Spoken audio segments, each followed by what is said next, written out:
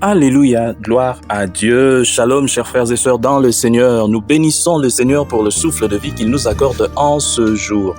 Bienvenue à 1 minute de prière de ce vendredi 6 octobre 2023. La semaine est à sa fin. Nous bénissons le Seigneur qui nous a gardés depuis le lundi. Aujourd'hui, sur notre page Facebook, c'est Vendredi j'intercède, nous prions les uns pour les autres. Et le Seigneur m'a mis à cœur aujourd'hui pour 1 minute de prière chaque jour, de parler avec vous de ce passage des Proverbes 28, les versets 13 et 14. Nous lisons au nom de notre Seigneur Jésus-Christ. Celui qui cache ses transgressions ne prospère point, mais celui qui les avoue et les délaisse obtient miséricorde. Heureux donc l'homme qui est continuellement dans la crainte de Dieu, mais celui qui endurcit son cœur tombe dans le malheur. Alléluia. Mon frère, ma sœur, ce message aujourd'hui s'adresse à toi qui chéris ce péché. Depuis quelque temps, tu vis une vie qui ne glorifie pas Dieu, qui n'honore pas Dieu. Il y a un péché que tu aimes tant, que tu chéris. Ce péché est devenu un vrai poison pour toi. Ça te fait tomber, peut-être c'est le péché du sexe.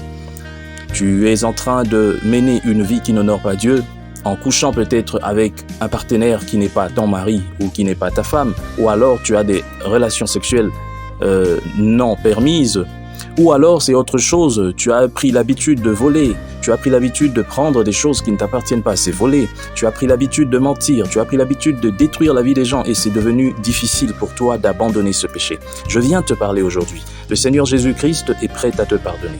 Il est prêt à effacer tout ce que tu as eu à causer comme dégâts. Parce que j'aimerais te dire une chose, lorsque tu poses des actes, lorsque tu pêches, il y a des conséquences, non pas seulement dans ta vie, mais dans la vie aussi des autres. Un homme, par exemple, qui vole, qui pille les biens de l'État, est en train aussi en même temps de détruire la vie de la population.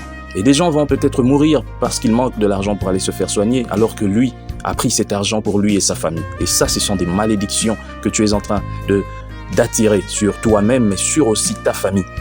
Je parle aussi ici de cet homme, de cette femme qui va coucher avec d'autres femmes, avec d'autres hommes à l'extérieur, qui se méconduit, qui est infidèle, qui a une relation extra-conjugale. Tu fais du mal, non pas seulement à toi-même, mais à ton mari, à ta femme. Et je parle aussi à cette personne qui a peut-être cette parole facile de détruire la vie des autres, qui est commère, qui est calomnieuse. C'est aussi très simple pour toi de parler, mais tu ne sais pas ce que tu crées dans les cœurs des gens contre les personnes que tu calomnies, que tu médis, que tu méprises. Voilà pourquoi le Seigneur te donne cette opportunité. La Bible dit très bien, heureux l'homme qui est continuellement dans la crainte de Dieu. La crainte de Dieu, c'est ça qu'on appelle le commencement de la sagesse. La crainte de Dieu, c'est de rejeter le mal.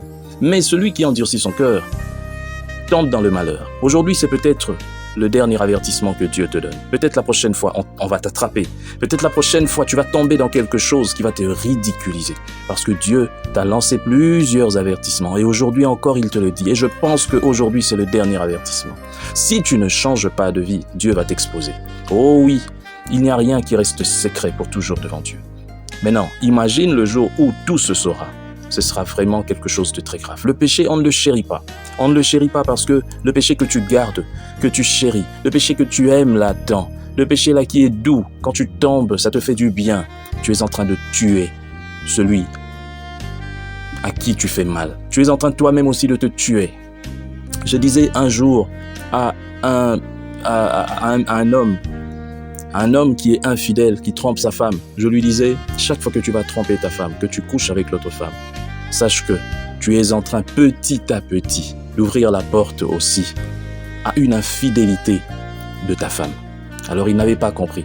Je lui ai dit, tous ces pays ici-bas, tout ce que nous faisons ici, nous le récolterons. Ne pense pas que ta femme soit bête en train de te laisser faire n'importe quoi. Un jour tu apprendras qu'elle aussi elle a fait quelque chose et tu n'en reviendras pas. Voilà pourquoi il est bon pour toi aujourd'hui de changer. Et c'est aussi la même chose pour les femmes. Si tu trompes ton homme, et pour une femme, même si on a l'habitude de le dire et que ça choque deux fois les femmes, mais c'est vrai, la femme n'est pas comme l'homme. La femme, Dieu le dit dans la Bible, c'est elle qui fait l'honneur de l'homme. Donc quand ton honneur est pris, c'est fini pour toi. Voilà pourquoi il y a des hommes qui se sont suicidés tout simplement pas à cause de l'infidélité de leur femme. Je viens te parler aujourd'hui. Aujourd'hui, l'infidélité est devenue quelque chose de normal dans l'Église. Des hommes et des femmes sont en train de changer des hommes, de changer des femmes comme des chemises, comme des chaussures. Mais l'Éternel est là. L'Éternel n'a pas changé. Et ses sentences non plus n'ont pas changé. Voilà pourquoi maintenant, il est grand temps de prendre une décision. L'âme qui pêche, c'est celle qui mourra. Mais le Seigneur dit, celui qui cache ses transgressions, ne va jamais prospérer. Tu peux penser que non, tu fais le mal et que sur le plan financier, sur le plan professionnel, tu es bien, tout. Tu sors avec ton patron, tu sors avec n'importe qui au boulot, c'est bien. Et tu penses que oui, je suis en train de progresser. Mais en réalité, tu creuses ta propre tombe. Et ta fin sera brusque et brutale. Celui qui avoue ses fautes les délaisse, trouve miséricorde. Je te prie aujourd'hui, toi qui vis dans le péché, d'aller voir un serviteur de Dieu. Si tu es un enfant de Dieu, va voir un serviteur de Dieu et confie-toi, dis, je n'arrive pas à abandonner tel péché, je n'arrive pas, aidez-moi. Et si tu n'es pas encore enfant de Dieu, je viens te le demander. Mon frère, ma sœur, il est grand temps maintenant de donner ta vie à Christ, d'abandonner cette voie. Car le salaire du péché, c'est la mort. Et on parle ici de la mort physique et de la mort spirituelle. Mais le Seigneur Jésus-Christ veut que tu sois sauvé. Tu peux lui donner ta vie. Alors si tu es prêt à le faire, tu peux me contacter. Ou alors tu peux prier aussi avec moi maintenant.